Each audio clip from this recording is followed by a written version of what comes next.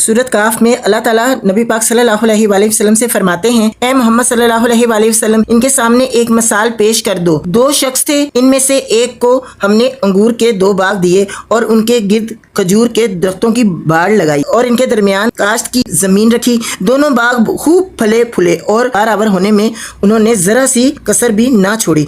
उन बागों के अंदर हमने एक नहर जारी कर दी और उसे खूब नफा हासिल हुआ। ये कुछ पाकर एक दिन वो अपने हमसाये से बात करते हुए बोला, मैं तुझसे ज्यादा मालदार हूँ और तुझसे ज्यादा ताकतवर नफरी रखता हूँ। फिर वो अपनी जन्नत में दाखिल हुआ और अपने नफ्स के हक में जालिम बनकर कहने लगा, मैं नहीं समझता कि ये दौलत कभी फना हो जाएगी और मुझे तवक्का नहीं कि क़यामत की घड़ी कभी आएगी। ताहम अगर कभी मुझे अपने रब के हजूर पलटाया भी गया तो जरूर इससे भी ज्यादा शानदार जगह पाऊंगा। उसके हमसाये ने गुफ्तगू करते हुए इससे कहा, क्या तू कुफर करता है उस ज़ात से जिसने तुझे मिट्टी से फिर नुतफे से पैदा किया और तुझे एक पूरा आदमी बना खड़ा किया। रहा मैं तो मेरा रब तो वही अल्लाह है और मैं इसके साथ किसी को शरीक नहीं करता। और जब तू अपनी जन्नत में दाखिल हो रहा था तो उस वक़्त तेरी जबान से ये क्यों ना निकला कि माशाअल्लाह ला कुव्वता इल्ला बिल्लाह। अगर तू मुझे माल और औलाद में अपने से कमतर पा रहा है तो बैद नहीं कि मेरा रब मुझे तेरी जन्नत से बेहतर अता फरमा दे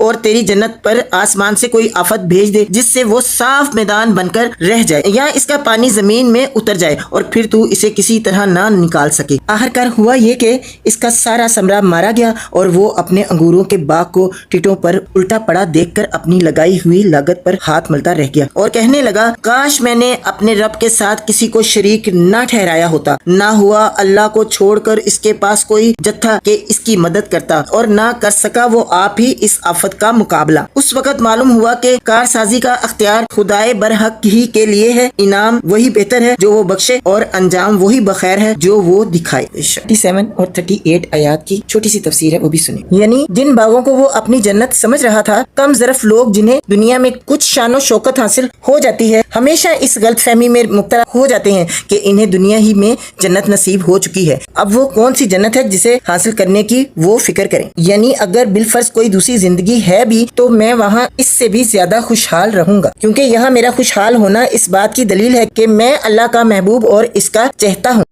इसी खुशफहमी की वजह से आखिरत की फिक्र नहीं करते। अल्लाह ऐसे सब लोगों को हदायत अता फरमाए इंशाअल्लाह, आमीन। जुमा आप सबको बहुत बहुत मुबारक हो। जुमे के दिन सूरत काफ जरूर पढ़ा करें और तर्जुमे के साथ पढ़ा करें और जितना हो सके नबी पाक सल्लल्लाहु अलैहि वसल्लम को दरूद व सलाम भेजा करें इंशाअल्लाह, आमीन। अल्लाहुम्मा सल्ली व सल्लिम व बारिक अला नबियना मुहम्मद।